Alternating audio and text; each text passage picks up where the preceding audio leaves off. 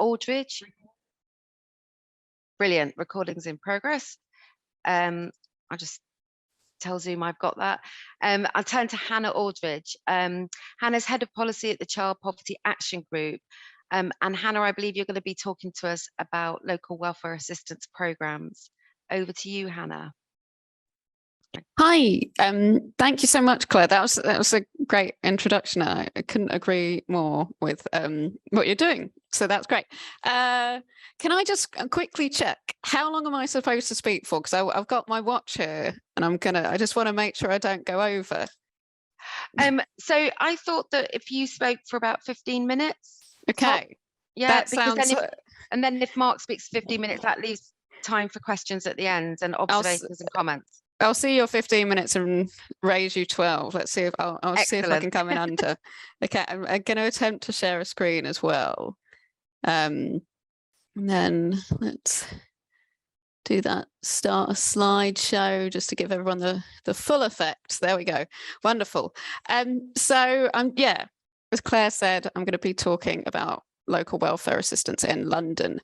And just to kind of give you a bit of a sense of me and who I represent. So my name is Hannah Aldridge and I'm the Head of Policy with Child Poverty Action Group. We're an organisation that sort of aims to understand the causes of an impact of child poverty in order to eradicate it for good through policy change. We also do lots of work on social security advice, and very much agree with all of Claire's points around the importance of an adequate social security system driven by central government and then the role that local authorities can play in support of that. A thing that I really wanted to kind of stress to this audience is that CPAG has what a family panel. So there's a group of Londoners that we convene periodically to talk about some of the issues that they face as being on a lower income, living in London and being parents and being from a non-white community.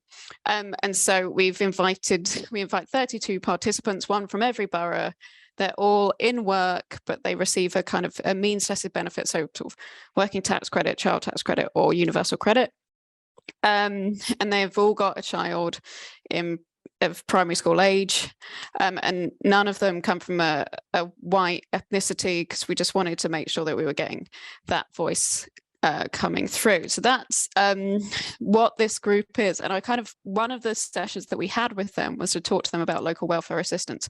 And I want to share what their views were on local welfare assistance.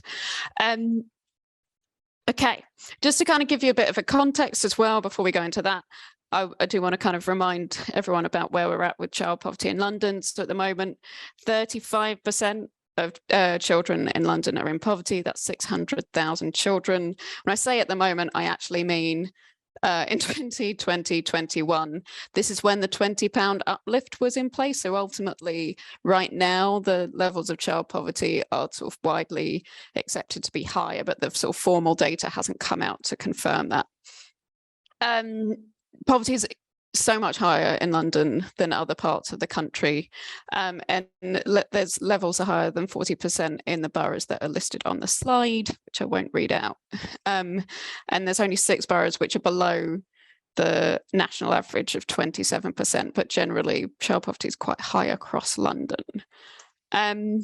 So because a lot of the things that the stresses that lower income families are facing at the moment are a lot linked to costs. I just kind of wanted to explore that specifically in London. So one of the reasons that London has such a high child poverty rate is housing. Housing accounts for a big lump sum of families' budgets, and that's one of the main pressures that families with children face in London. There's also the issue of childcare. Childcare in London, again, is more expensive than anywhere else in the country. When we speak to our family panel, they tell us that this is a major barrier in terms of their employment choices. And some of that's around affordability, but it's also around accessibility. So it's like it's that it's not available at the hours that their job requires them to be present. So that sort of limits their employment chances. The another kind of key issue that our family panel have been telling us is that the cost of school meals is incredibly high, and that 41% of children in poverty in London don't qualify for free school meals, because actually the threshold to qualify for free school meals is incredibly low. And then the other thing that families tell us is that, because they all are also in receipt of a means tested benefit, they tell us that benefit levels are incredibly low. This is a quote from one of the families. If you're trying to raise a family on universal credit, then you can barely afford to pay your bills. So that's where that's kind of poverty and some of the cost pressures that families are feeling at the moment. In terms of local welfare assistance, I just thought it was quite a useful thing to kind of recap about what I'm referring to when I'm talking about local welfare assistance. So it's a kind of financial or in-kind support that local authorities can provide to residents. It's generally kind of provided on a discretionary basis. There will be sort of criteria for assessment, but it's in the way that sort of the social security system is. You fill in a form and you might get a certain amount every month. Local welfare assistance is much more kind of flexible in that sense. It's intended to kind of prevent hardship or alleviate families in poverty when they're getting through, to get them through a period of financial instability. Like broadly, I like to think of it as having like two functions. It helps people with like lumpy costs. If you're on a chronically low income, you might be able to get by month to month, but when your fridge breaks, you're a bit stuck. And so you need to replace your fridge. And that's where things like local welfare assistance is really valuable, because that kind of chronically low income won't be able to help you with that. And the other thing that it's quite valuable for is the income shocks or kind of life events. So if someone is leaving an abusive relationship and they need an extra sort of helping hand during that kind of sudden transition, or if someone loses their job unexpectedly, they might need some extra financial support to get them through that period. The point is, the social security system isn't designed to help with these shocks and the lumpy costs, which is why local welfare assistance is so important. And here is just a quick thing to flag. Since 2013, local welfare assistance hasn't been compulsory, and the funding for it is no longer ring-fenced, and around 1 in 5 councils across the UK, not necessarily in London, don't have a local welfare assistance. That's kind of separate to the Household Support Fund, which is designated funding to kind of help very specifically in the short term. So I'm going to go on to what our family panel think about local welfare assistance, because we held a session with them and said, what do you think about it? The first thing that we found out was none of them had heard of it. So that was kind of like a key issue that they raised, and they really wanted to kind of, they thought it was really important, and they were really surprised, and they'd sort of all highlighted different times when they sort of knew of someone who could have benefited from it. So for example, one of the quote is, a friend of mine was in a terrible relationship, physical and mental abuse every day. She didn't leave for 3 years because it took her that long to save enough money. If she'd known about this, she might have been able to leave sooner. Another person sort of highlighted that if you don't know about this issue, you're not, that you could access kind of legal forms of credit, you'll go to a loan shark or worse, and it just becomes a worse problem. And then this other point that a panelist made was essentially, we all know of people who might have needed this at some point in their life. And had we known this existed, things might have turned out differently. The other concern that they raised was they didn't like that it was quite patchwork. So the sort of the schemes are different in every local council, and it just felt very kind of opaque to them. They said, one panelist said, it sounds like some councils are using the budget well, and some are just spending on whatever they like when they should be helping people in trouble. I don't know which borough this person was from. I'm not going to name and shame anyone. They also thought the application process was unclear. So his one panelist who was like, I've been looking online while we've been talking, and it doesn't tell me where I need to go. I've no idea. I'm degree educated, and I don't know how to figure this one out.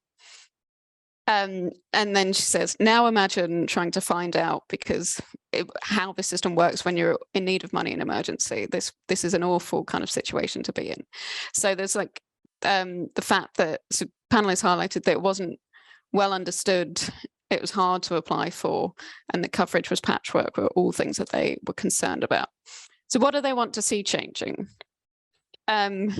The first thing that they highlighted as a recommendation that they wanted to put across was consistency across all councils. I appreciate they were talking about nationwide, but I think there's sort of scope for more coordination across London in terms of consistency and transparency. So one of the quotes that they provided was, if there was more transparency, we'd know where to go and what to expect, and you'd feel more certain. The other thing, the second recommendation they made was it needs to be clear where and how to apply. One panelist saying, this is non-negotiable. If you call for part of the social security team or at the local council, they should be able to tell you immediately. So I think this is like everybody should be aware of the system and able to direct you to it if you are eligible. There was a feeling that they wanted the application process to be a minimum. A lot of the panelists kind of talked about how their own experiences of, because they claim a means tested benefit, felt very much like they were being policed. And that was a very undignified experience. And they kind of wanted to make sure that local welfare assistance wasn't similar to that. But they also do recognize that it's important to minimize fraud, but they thought, you know, let's do that. And that's all you need to do. Keep it as simple as possible. And the other thing they wanted to see was that you need to give people support quickly. If you're about to leave, if you're about to lose your home, you need help fast, is what one panelist said.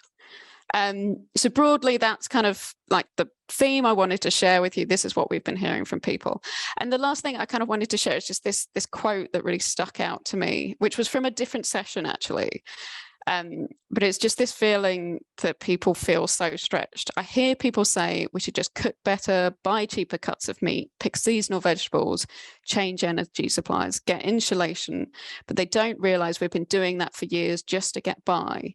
We can't find that extra stretch. We're already stretched too far. And I think this is something probably actually a lot of us can like really resonate with at the moment. It's just this feeling that people have been cutting back for so long that it's really difficult to know where that money can come from. And ultimately, this is the really important role of local welfare assistance, is to deal with these lumpy costs. If you're just about kind of making ends meet, it's really important that local welfare assistance is there to kind of step in if your fridge breaks, so that way you can kind of get a new fridge without having to go into like serious debt or sort of making a kind of financial kind of crisis something that has like a permanent impact on you. So we're kind of calling on councils to kind of introduce a local welfare scheme if they don't have one, or kind of improve it as much as possible to make sure that lower income families in London are able to kind of have some place to turn in the examples that sort of were highlighted by the panel. So I'm going to stop speaking there. I'm going to stop sharing my screen. And yeah, I apologize. I didn't time myself. I went full screen and the clock disappeared. And you were under 15 minutes. Well done. Right. Okay, brilliant. Thank you. That was really, really interesting. And that's fantastically helpful feedback for us as councils as well. I get the bit about the resources, but about the streamlining. So that's really helpful stuff we can take away. Thank you, Hannah, so much. I'd really like now to introduce so we'll do questions at the end after both speakers, okay? So I'd like to now introduce Mark Francis. Mark is Director of Policy and Campaigns at Z2K. And Mark, I think you're going to be talking about council tax support schemes across London boroughs. Is Mark there? Hi, Mark. Hey. Thank you, Claire. Thank you to Catherine and the London Child Poverty Alliance as well for the invitation to say a little bit about council tax support as well. So just to introduce Z2K, so we are the Zacchaeus 2000 Trust, also known as Z2K.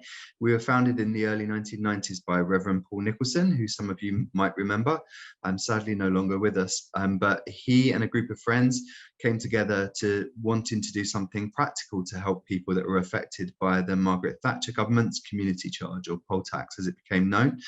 And what they decided to do was that they would go to magistrates court with people to say that this was not a case of someone being unwilling to pay their poll tax, but that they didn't have the financial means to do that because they were already living below subsistence levels on social security benefits at that time, unemployment benefit at that time.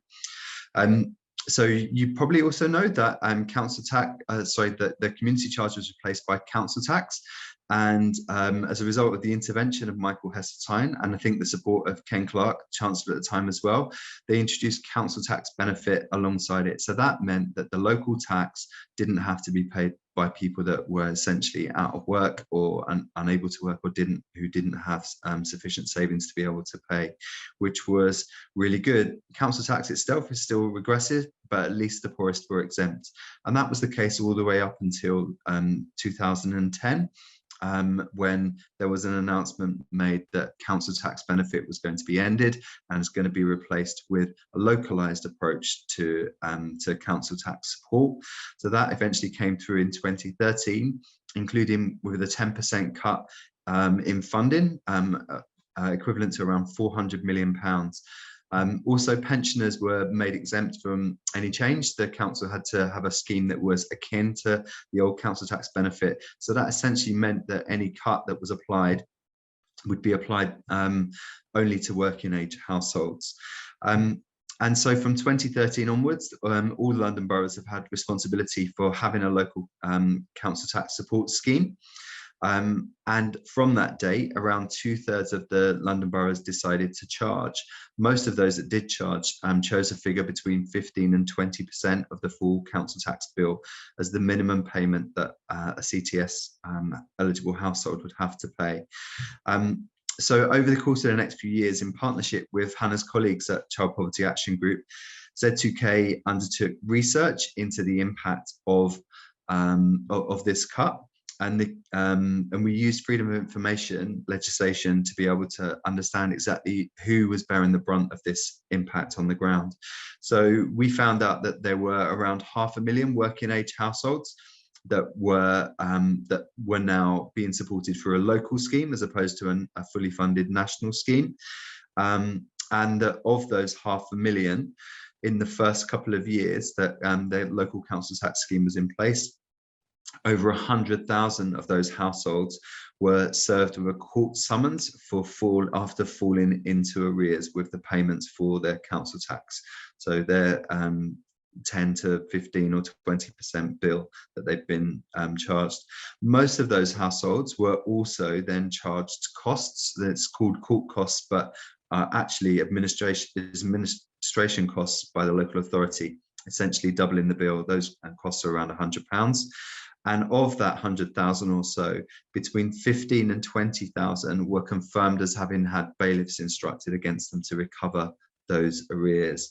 And that was the case in most of the first few years that council tax support was in place. So Z2K, in partnership with lots of other community groups, grassroots organisations, worked on a series of campaigns in London boroughs, in Southwark, Brent, Harrow, Ealing, Barnet and Hackney, mostly against the charges, the increased charges that local authorities were looking to raise at that stage.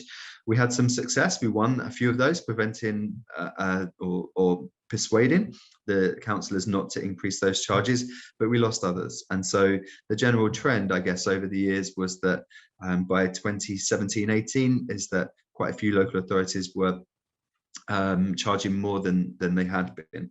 But there was still a case that quite a few of the London boroughs weren't charging. And today there are 12 London boroughs out of the 33, including the city, that don't charge. So those are Camden, the city, Greenwich, Hammersmith and Fulham, Hounslow, Kensington and Chelsea, Kingston upon Thames, Lambeth, which reinstated its 100% support earlier on this year. Merton, Richmond, Tower Hamlets and Westminster. So none of those boroughs have a headline rate of charging their poorest residents council tax, which is really good and very much to their credit. They're not perfect schemes, exactly like council tax benefit would have been, but they are broadly 100% support. And there are others as well that either were never too bad in the first place or have moved in a better direction in recent years. So for example, Islington has only ever charged 8.5% of the full council tax bill. Brent has introduced a banded scheme, which doesn't charge people on the lowest incomes, the poorest households. Haringey scrapped its 20% charge for families with children, as well as having the exemption for disabled people that it had since the outset. That was done a couple of years ago. Newham halved its charge in 2019, I think, from 20% to 10%, and also decided on a policy of not using bailiffs. Hackney also scaled back an increase to its charge in a few years ago, and then last year reduced its charge again back down to 15%. And then very recently, we've had really good news that Waltham Forest, which has been charging 24% of the full council tax bill over the course of the last few years, is now consulting on reducing its charge down to 15%, which is really good news. So we hope that that council follows through on that as well. Just in terms of what the impact of all of this is, obviously council tax varies massively between different boroughs and between different bands as well, but a 20% minimum payment that someone on social security benefits might be required to pay in some boroughs is the equivalent to around £300 a year out of their benefits. 30% is probably nearer to £500 a year that they're asked to pay, so £10 a week. The court costs, as I said earlier, around about £100 if they fall into arrears and are issued with a summons and then charged. And bailiffs, once bailiffs are instructed, that can be an extra £300 as well. But it's not just those that are kind of formally in arrears or summons that are facing financial difficulty. One of the things that we've never really been able to understand is those people that don't fall into arrears, just how easy is it for them to be able to afford these payments? What are they foregoing in order to be able to pay these? And are they going to loan sharks or other unscrupulous lenders to get the money to pay the bill that the council is sending them? So, councillors amongst you, what can you do about it? I think the first thing that we would say, that we would recommend, is to understand how many council tax support claimants are being charged in your local authority and who would have been exempt, previously under council tax benefit. First of all, to understand the scale of the issue. Secondly, to find out how many of your area's poorest residents are in arrears with their council tax bills, or being summoned to court, or charged costs, or even having bailiffs instructed against them. So we put out FOIs every year to each London borough. Not all of the boroughs respond to that, and not all of them are prepared to disclose the information. And as councillors and also as officers, I guess you're much better placed than we are to be able to obtain that. In particular, the third thing I think you might be able to help with is through overview and scrutiny processes. So some councillors we know do serve on the committees or subcommittees, and you have a right as elected members to information. The kind of information that I talked about there above, about the numbers in arrears or summons or charged or having bailiffs. But you can also invite evidence from external stakeholders, maybe advice agencies operating in your area, to better understand what they're seeing as the impact and what they're seeing as the experience that their clients are going through, particularly those facing enforcement action. In relation for backbench councillors, I think the most important thing is, if you're in power yourselves as a political party, quiz your cabinet colleagues about the need for these charges to continue, and especially for the need for the court costs and bailiffs being instructed against your constituents. I think that's really important. Are the latter two of those absolutely necessary? And if you're in opposition, is this something that you and your group colleagues really support? And if not, you obviously have the power to challenge it through the budget process, but also the annual meeting to establish the council tax support scheme. As officers, those of you that are officers, some of the things that you can do are, and we're sure that you'll have finance colleagues telling you that there's no money, but that isn't always the case. As Claire's just mentioned, There's the household support funding, some of which is committed, but not all of it. Some boroughs have been, government's committed to pay over £10 million. Make sure that all of that money is utilised and utilised in a way that goes to those poorest households, potentially through the council tax support scheme. But also during COVID, the government paid additional grants to local authorities to ensure that people's bills were massively reduced, and not all of that was utilised either. Some of it's been put into reserves and held over to smooth out council tax, any shortfall in council tax income. And finally, around hardship funds. So I think we would recognise that those authorities that do charge, some of them do at least have a hardship fund in place to try to protect the poorest households. And that's something that could be expanded, that eligibility criteria could be relaxed as well. So finally, what about if your borough doesn't charge at the moment? So first of all, check that it's not charging at all. So that means non-dependent deductions, taper rates, banded schemes. Check all of those to make sure that there aren't hidden costs in there. But also check the enforcement regime that is used to recover monies from people that are in arrears, who are perhaps not entitled to council tax support or aren't claiming council tax support. That's really important as well. Hammersmith and Fulham has introduced ethical debt policy, which we strongly support, of not using bailiffs on their households. And if it really doesn't, please try to make sure that you keep it this way.